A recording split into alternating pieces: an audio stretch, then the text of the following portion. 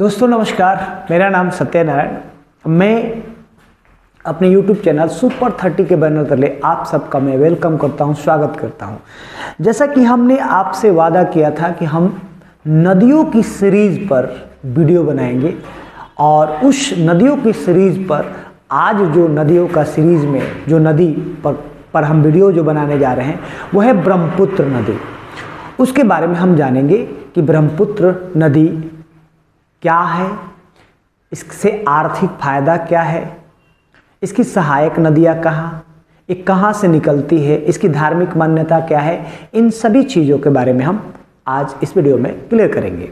इसके साथ साथ अगर आप हमारे चैनल पर नए हैं तो हमारे चैनल को सब्सक्राइब जरूर करें और वीडियो को लाइक करें और शेयर करना ना भूलें। आइए जानते हैं, शुरू करते हैं। नदियों की सीरीज में के बारे में हम आज जानेंगे।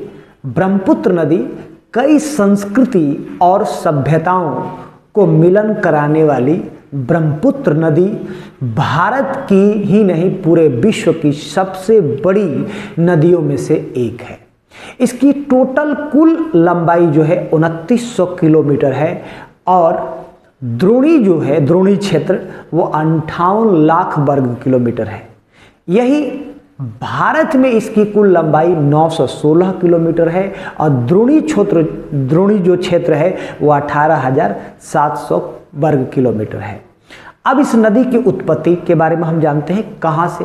तो यह नदी कैलाश पर्वत श्रेणी में मानसरोवर झील है और वही झील के पास एक चेमांगयुंगडुंग हिमनद से इस नदी का प्रादुर्भाव हुआ है।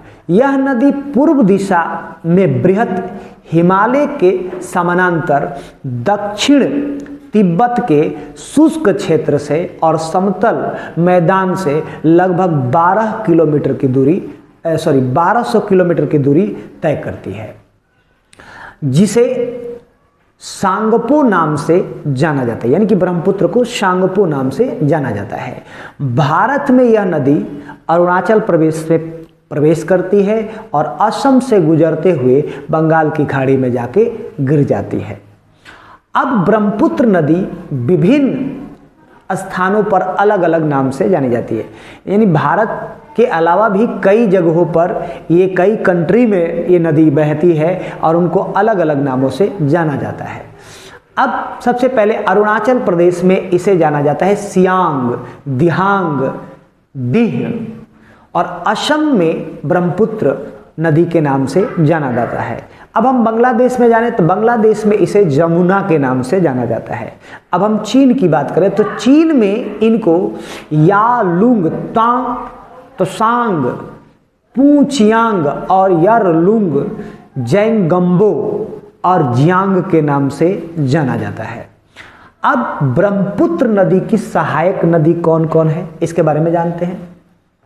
ब्रह्मपुत्र नदी की सहायक नदी अरुणाचल प्रदेश के बाएं तट से ब्रह्मपुत्र की सहायक नदी जो है वो है दिबांग और लोहित, जबकि असम घाटी के बाएं तट से बूढ़ी दिबांग और धनसरी जो दक्षिण दिशा में है और दाएं तट से सुनसरी, कामेग, मानस और संकोश जैसी सहायक नदियां आकर इसमें मिलती है।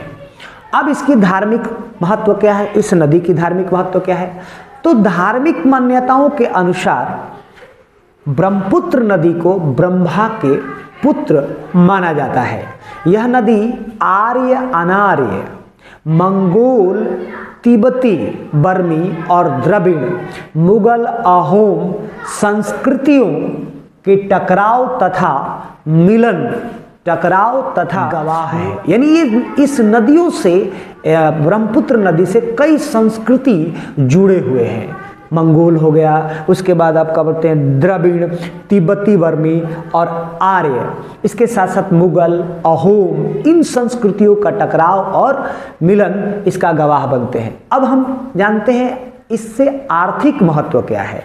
तो आर्थिक महत्व सबसे पहला चीज क्या है, असम के अधिकांश शहर जो हैं वो ब्रह्मपुत्र नदी के तट पर बसे हैं। कौन कौन से शहर? तो डिब्रूगढ़, जोरहाट, तेजपुर, गुवाहाटी, धुबरी और ग्वालपाड़ा इन नदियों के किनारे बसे हैं, जिसके चलते एक बहुत बड़ी आबादी जो है ये नदी पर निर्भर करती है।